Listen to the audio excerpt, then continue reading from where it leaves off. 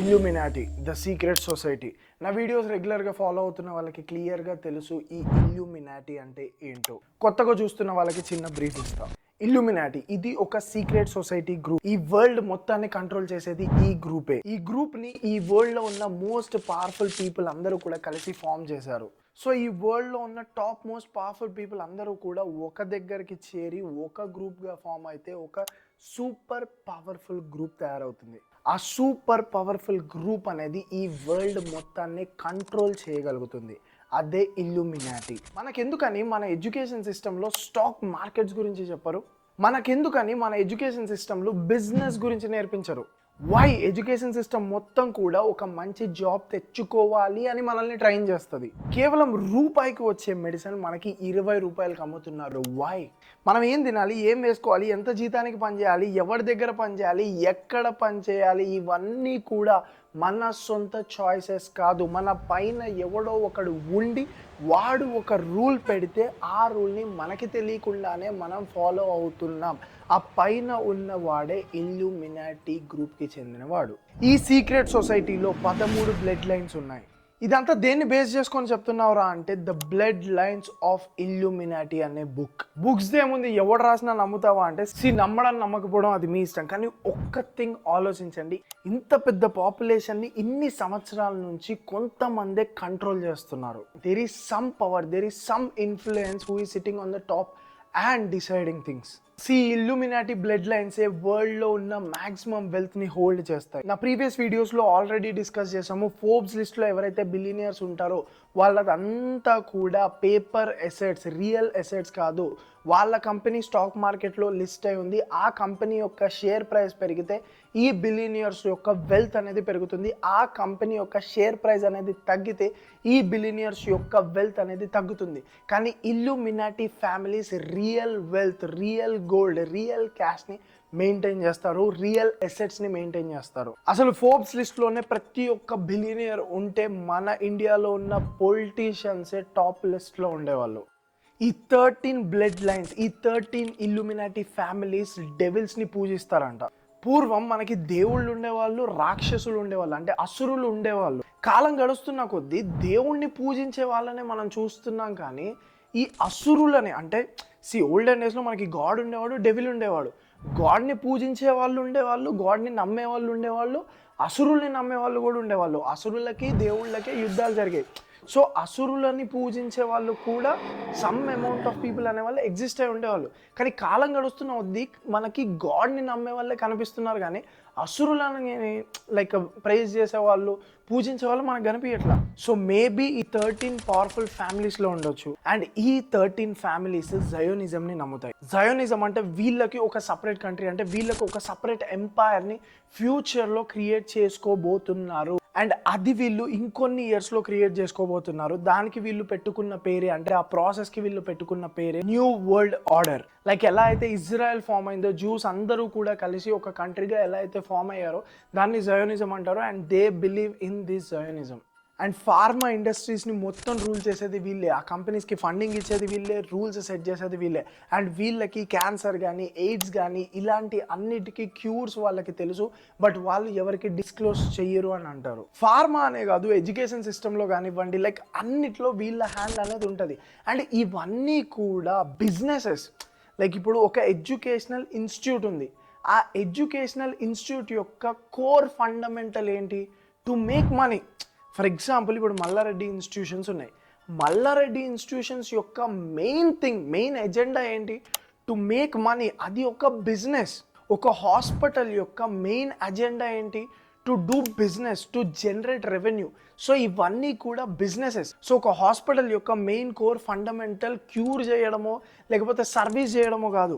ఒక స్కూల్ కానీ, ఒక కాలేజ్ కానీ, ఒక ఎడ్యుకేషనల్ ఇన్స్టిట్యూట్ యొక్క కోర్ ఫండమెంటల్ ఒక మంచి పోరగాడికి ఒక మంచి విద్య అందించడం కాదు, టు మేక్ మనీ. ఇవన్నీ కూడా టు మేక్ మనీ. ఒక సామెత ఉంటుంది, ఒక కోడ్ ఉంటుంది, నువ్వు ఇచ్చిన మెడిసిన్ వల్ల పేషెంట్కి క్యూర్ అయితే యూ లూజ్ ఎ కస్టమర్ అని.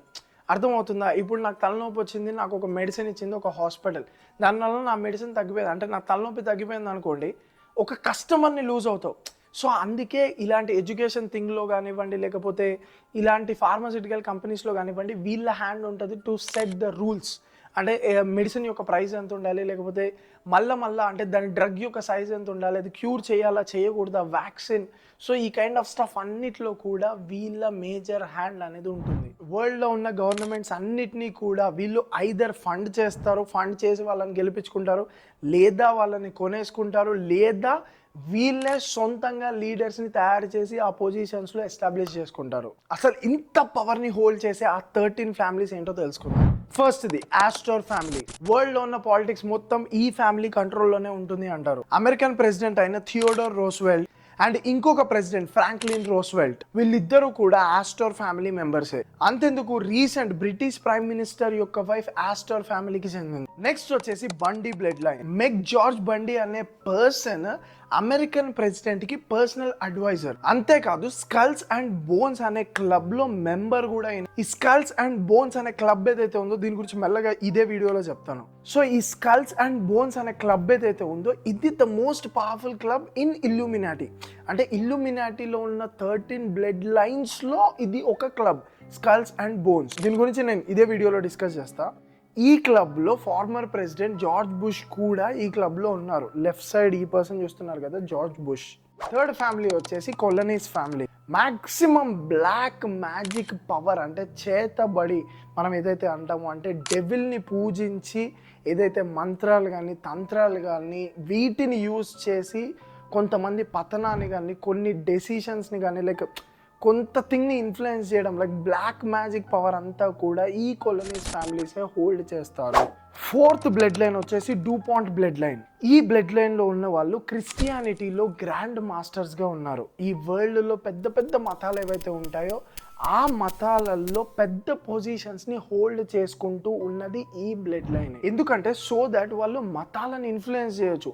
సో ఇప్పుడు ఆ క్రిస్టియానిటీ కానీ ఇర్రెస్పెక్టివ్ ఆఫ్ థింగ్ ఏదైనా కావచ్చు, ఒక మతం ఉంది, ఆ మతంలో టాప్ లైన్లో ఒక పర్సన్, హై ఇన్ఫ్లుయెన్స్డ్ పర్సన్ ఉన్నాడు. ఆ పర్సన్ ఏదైనా చెప్పితే డౌన్ ద లైన్ అందరూ కూడా అదే అవుతారు.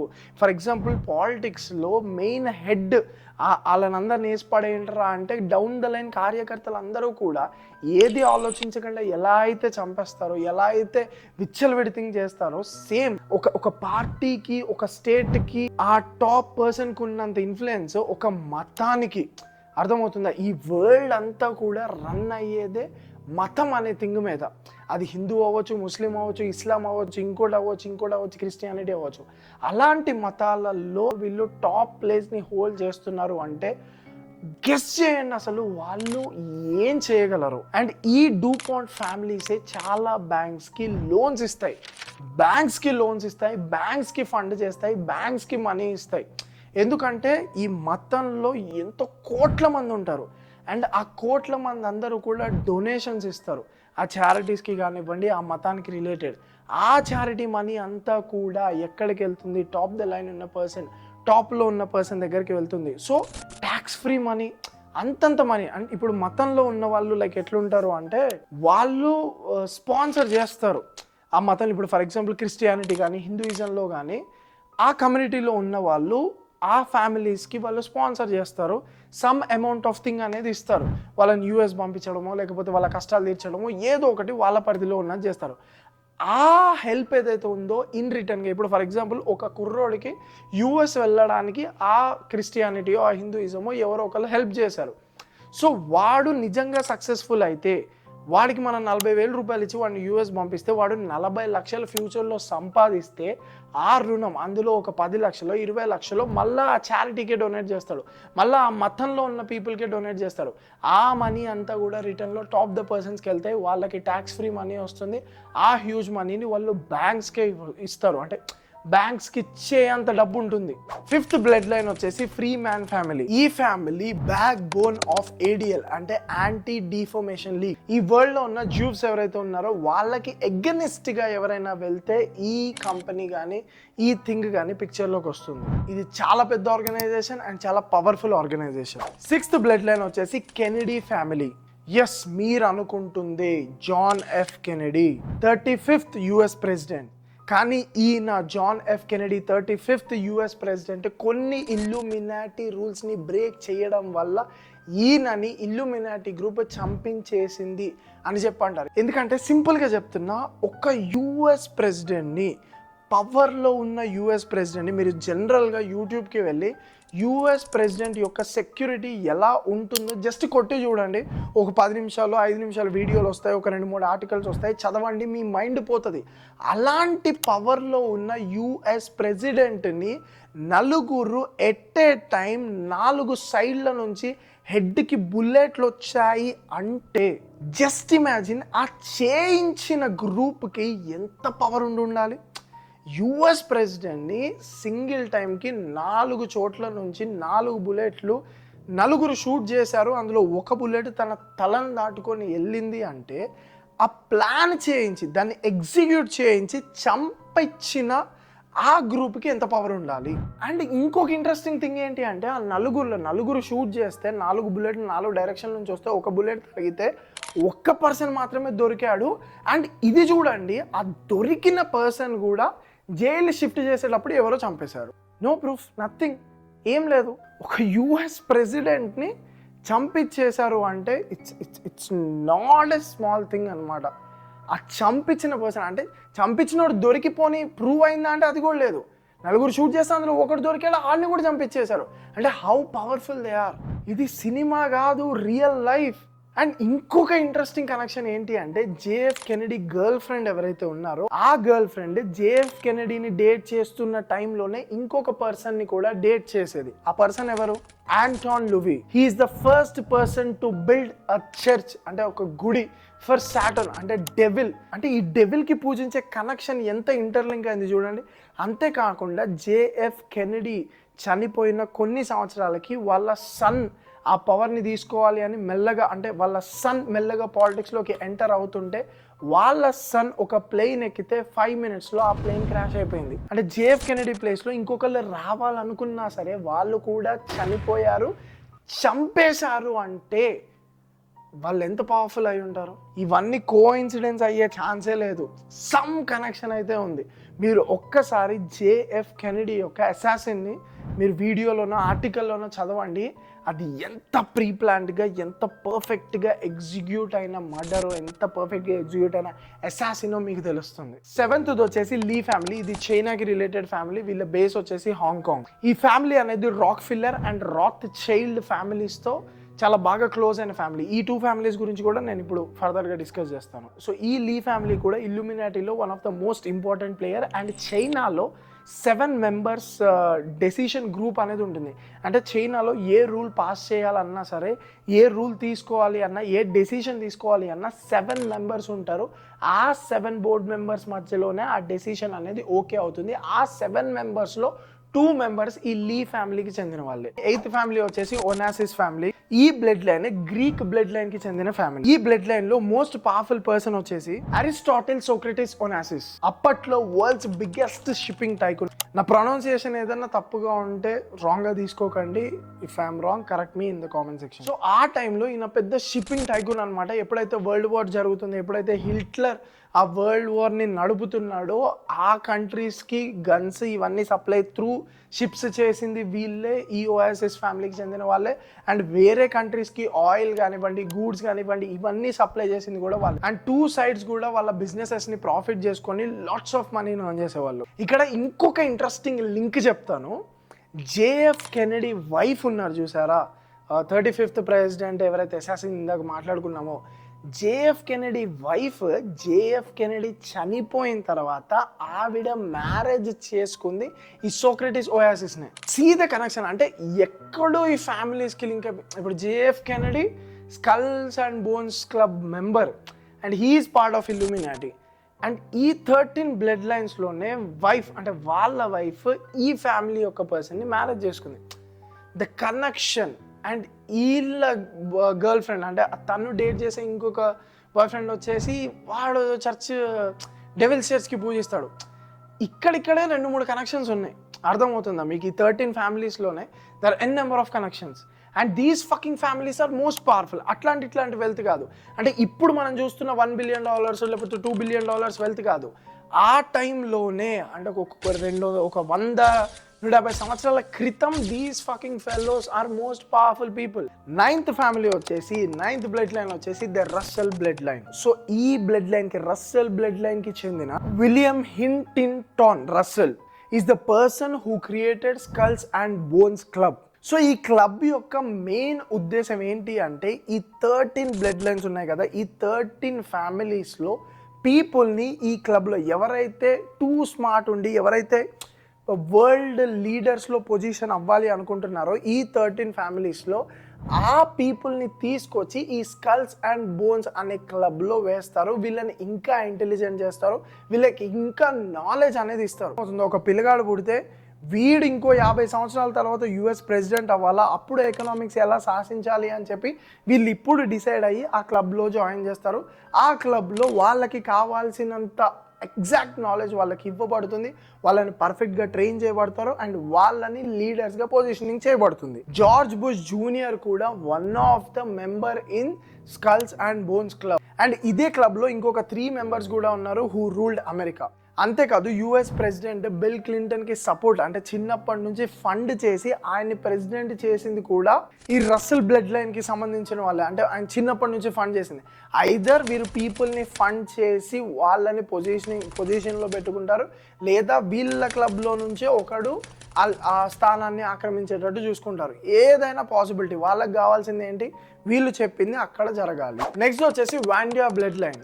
వీళ్ళ గురించి బుక్లో కానీ లేకపోతే వేరే ఏ ఆర్టికల్స్లో కానీ వన్ సింగిల్ వర్డ్ ఈ బ్లడ్ లైన్ ఎగ్జిస్ట్, ఖచ్చితంగా వీళ్ళు 13 ఇల్యూమినాటి పీపుల్లో ఒకళ్ళు అని చెప్పి రాశారు. అంతేగాని వీళ్ళ గురించి సింగిల్ పీస్ ఆఫ్ ఇన్ఫర్మేషన్ కూడా ఎక్కడ ప్రొవైడ్ అయ్యలేదు. మేబీ వీళ్ళు వెరీ వెరీ సీక్రెట్ అయి ఉండొచ్చు, లేకపోతే వీళ్ళ బిజినెసెస్ ఇంకా బయటికి ఎక్స్పోజ్ అవ్వకపోయి ఉండొచ్చు, లేకపోతే వీళ్ళు ఇంకా ప్లాన్డ్గా ఇంకా అంటే వీళ్ళైనా అట్లీస్ట్ పిక్చర్ అంటే ఫేమ్ అనే పిక్చర్లోకి దిగారు కాబట్టి ఆ ఇనిషియల్స్ తోటి ఇంకోటి లింక్ చేసుకుంటూ కొన్ని థియరీస్ వచ్చాయి. మేబీ వీళ్ళు అసలు ఆ ఫేమ్ అంటే ఆ టెలివిజన్కి ఎక్స్పోజ్ అవ్వడం కానివ్వండి ఈ బ్లడ్ లైన్లో ఎవరు కూడా లేకపోయి ఉండొచ్చు. 11th బ్లడ్ లైన్ వచ్చేసి రాక్ ఫిల్లర్ బ్లడ్ లైన్. ఇది చాలా మందికి తెలుసు. ఈ బ్లడ్ లైన్ గురించి ఉన్న గవర్నమెంట్ ఏజెన్సీస్ అన్నిటికీ కూడా ఫండ్ చేసేది ఈ బ్లడ్ లైనే. ఈ రాక్ ఫిల్లర్స్ గురించి చాలామంది చాలాసార్లు వినుంటారు. ఆబ్వియస్లీ ఒకవేళ మీరు వినుంటే కింద కామెంట్ సెక్షన్లో కామెంట్ చేయండి. 12th వచ్చేసి రాత్ చైల్డ్ ఫ్యామిలీ. వీళ్ళే ఇజ్రాయెల్ అనే కంట్రీని క్రియేట్ చేసింది. బ్రిటిషర్స్కి లెటర్ రాసి ఇజ్రాయెల్ అనే కంట్రీని అక్కడ ఎస్టాబ్లిష్ చేసింది వీళ్ళే. ఎందుకంటే జ్యూస్ అందరూ కూడా లైక్ వరల్డ్ వార్ జరుగుతున్న టైంలో జ్యూస్ అందరూ కూడా లైక్ ఎక్కడ కనిపిస్తే అక్కడ చంపేసేవాళ్ళు. అండ్ వాళ్ళందరూ కూడా ఒక గ్రూప్గా ఫామ్ అయ్యి వేరే ఏ కంట్రీ కూడా యాక్సెప్ట్ చేసేది కాదు. లైక్ వేరే ఏ కంట్రీకి వెళ్దాము అన్నా ఎక్కడికి వెళ్దామన్నా కూడా ఆ జ్యూస్ని ఎవరు యాక్సెప్ట్ చేసేవాళ్ళు కాదు. సో అంత హ్యూజ్ క్రౌడ్ అందరూ కూడా లైక్ అక్కడికి వెళ్ళి వాళ్ళు లైక్ ఇజ్రాయెల్ కావాలి, ఇజ్రాయెల్ మేము మాకు సొంత కంట్రీ చేసుకుంటాము అని చెప్పేసి జయోనిజంని వాళ్ళు ఫాలో అయ్యారు. చెప్పాను కదా, జయోనిజం అంటే సపరేట్ కంట్రీ ఉండడం, సపరేట్ ఎంపైర్ ఉండడం.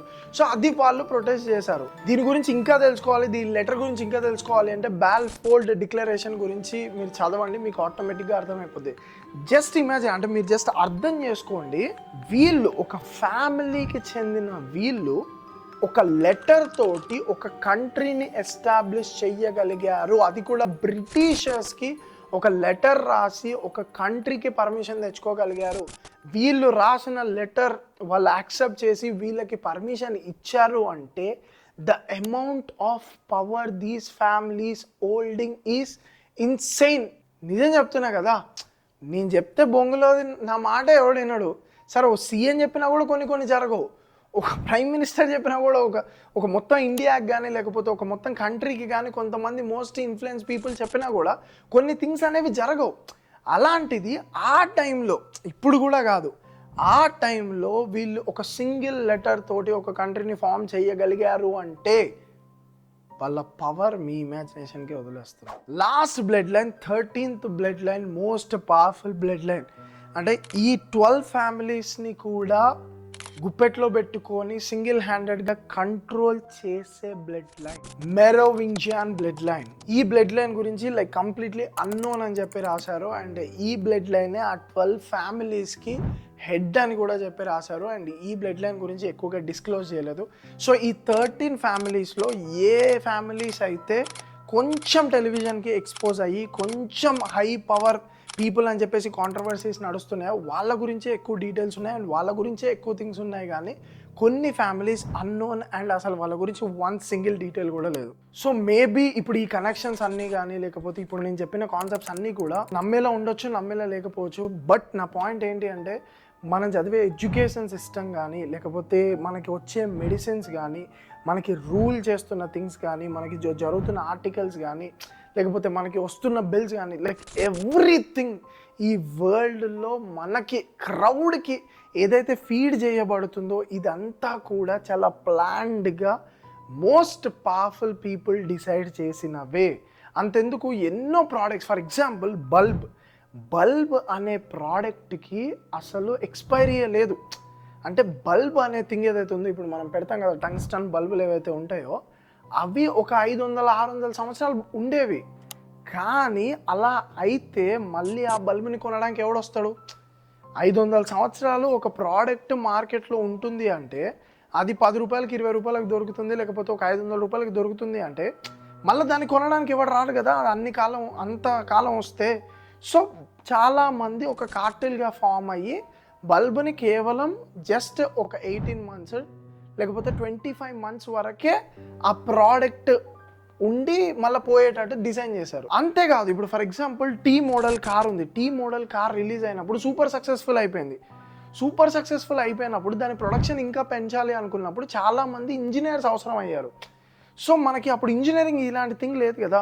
సో పీపుల్ అందరినీ కూడా హైర్ చేసుకొని వాళ్ళకి కార్ని ఎలా డిజైన్ చేయాలో నేర్పించిన తర్వాత వేరే కార్ కంపెనీస్ అన్నీ కూడా ఇక్కడ వీళ్ళు వర్క్ నేర్చుకోగానే వాళ్ళకి షిఫ్ట్ అయిపోయేవాళ్ళు అనమాట.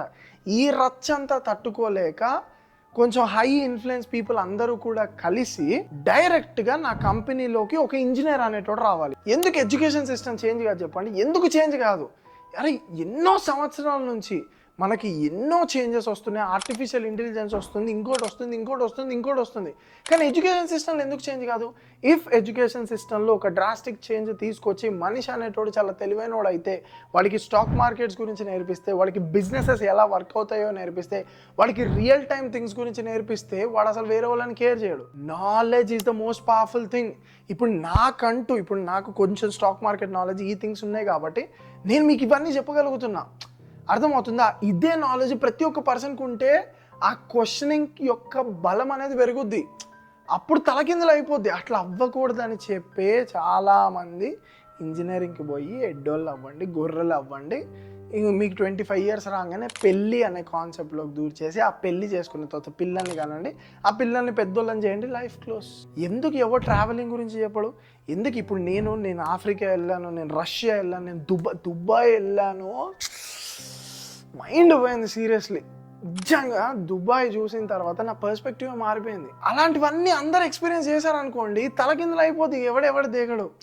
So there is a powerful thing. అది ఇల్యూమినాటీ అవ్వచ్చు, 13 ఫ్యామిలీస్ అవ్వచ్చు, లేకపోతే 10 ఫ్యామిలీస్ అవ్వచ్చు, లేకపోతే 5 ఫ్యామిలీస్ అవ్వచ్చు. ఇది అందరూ నమ్మే పెద్ద థియరీ కాబట్టి నేను మీకు షేర్ చేశాను. ఇలాంటి థియరీస్ ఎన్నో ఉన్నాయి, అప్కమింగ్ ఎన్నో వీడియోస్ వస్తాయి. అండ్ మీతో షేర్ చేసుకోవాల్సిన ఒక మంచి అచీవ్మెంట్ ఏంటి అంటే లాస్ట్ ఇయర్ ఆఫ్రికాలో ఉన్న టాలెస్ట్ మౌంటైన్ అయిన కిలిమాంజారోని క్లైమ్ చేసాము. ఇప్పుడు రష్యా యూరోప్ కాంటినెంట్లో ఉన్న టాలెస్ట్ మౌంటైన్ ఎల్బ్రూస్ని క్లైమ్ చేసాము. నెక్స్ట్ ఇయర్ మౌంట్ ఎవరెస్ట్ని కూడా క్లైమ్ చేయబోతున్నాం. సో ఇప్పుడు 2 సమిట్స్ అయ్యాయి, ఇంకొక 4 సమిట్స్ బ్యాలెన్స్ ఉన్నాయి, అవి కూడా కంప్లీట్ చేస్తా. ఇది మన అచీవ్మెంట్. సో ఇలాంటి ఇల్యూమినాటీ కాన్సెప్ట్స్, ఇలాంటి ద రియల్ రిచ్నెస్ కాన్సెప్ట్స్ మీకు తెలిసినప్పుడు మీ మైండ్ అనేది ఒక కొత్త పర్స్పెక్టివ్లో ఆలోచించడం మొదలు పెడుతుంది. సో అందుకే ఈ వీడియో చేసింది. ఇఫ్ మీకు ఇంకా ఇలాంటి థింగ్స్ మీద ఇంకా ఇంట్రెస్ట్ ఉంటే కింద కామెంట్ సెక్షన్లో కామెంట్ చేయండి, డెఫినెట్గా వీడియో చేద్దాం. Love you all comrades.